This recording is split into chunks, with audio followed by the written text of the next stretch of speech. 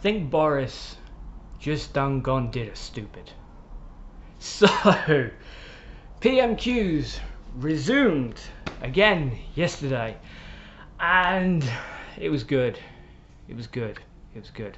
It actually, I enjoy these so much more because this time around, especially this time around, it's so difficult for Boris supporters to actually defend Boris Johnson in PMQs because the man doesn't answer the questions. He lies constantly. So when it came to the grade fiasco, he was asked a very simple question by Starmer. Your education minister, Williamson, admitted he knew weeks in advance that this system, this algorithm, was crap and wasn't fit for purpose, and yet he made sure it was used for public schools but not for private schools. So when did you know about it? Johnson didn't answer. It's a simple question. What he could have done was say, unfortunately I didn't find out until it was too late. I picked my ministers with great care and I assumed that they were the best for the role. This was a poor judgment call, to say the very least, and people have suffered, but we have put it right. Now, of course, the reality is Boris picked his cabinet of monsters because they're all sycophants and they'll do whatever he tells them to do. But he didn't say that. He didn't answer the question because he can't answer the question, because he's smart enough to realise that it leads to either one of two things. He's an incompetent fuckknuckle who can't run a government,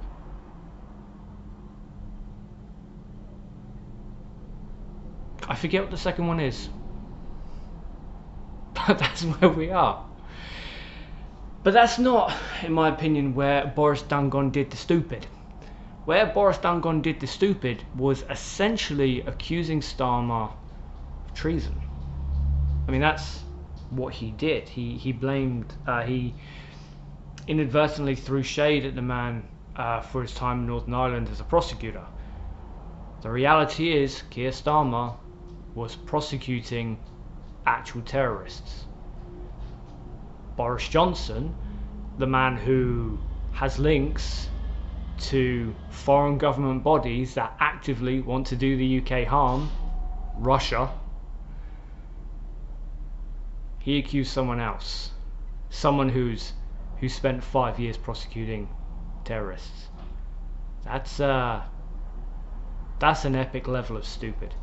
Now, if I was part of Starmer's team, part of his media team, I would be hammering this home all over social media. All over social media. Boris Johnson accuses someone else of being a traitor. He suppressed the Russian report for 8 months. Why? Why?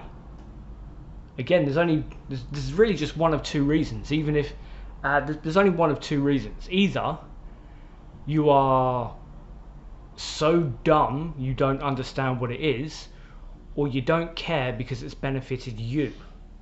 That would be the only reason why you wouldn't release this report. And again, Johnson sat on it for 8 months. So if I was part of Starmer's press team, or part of Labour's press team in general, that's what I would be hammering home constantly. That's what I would be hammering home. Hopefully Starmer will. Starmer seems was definitely during PMQs, he definitely has more bite. I would have liked to have seen either Starmer or Ian Blackfoot. Blackfoot. Ooh, I'll correct myself down below. I would have liked to have seen one of them bring up the electoral issue.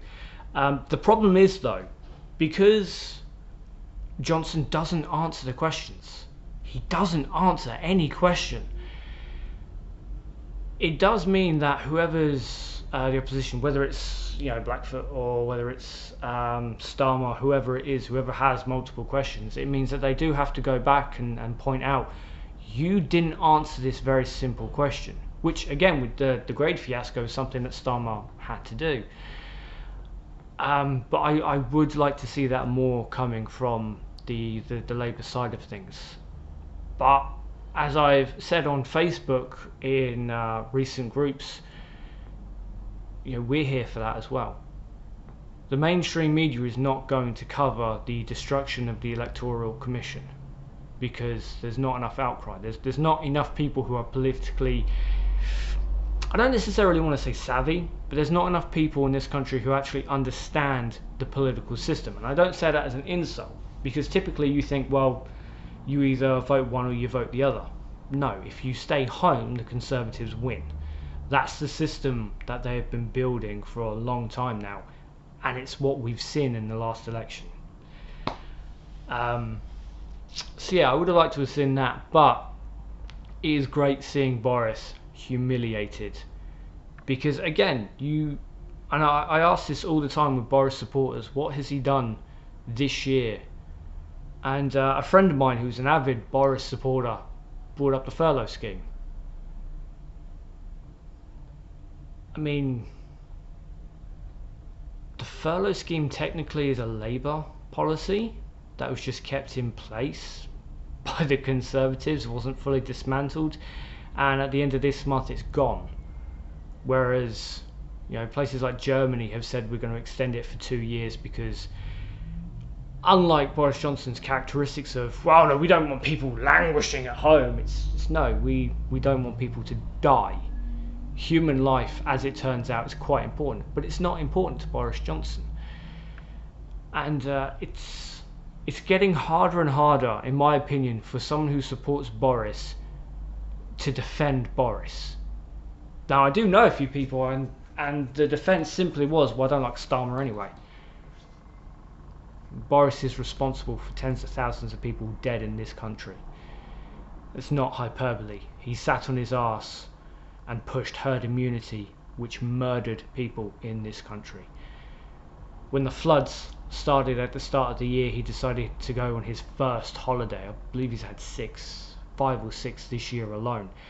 This year, the Prime Minister has had 5 or 6 holidays. There are problems there, but it was nice to see PMQs getting back underway. They shouldn't have broke for summer. There's no justification for it.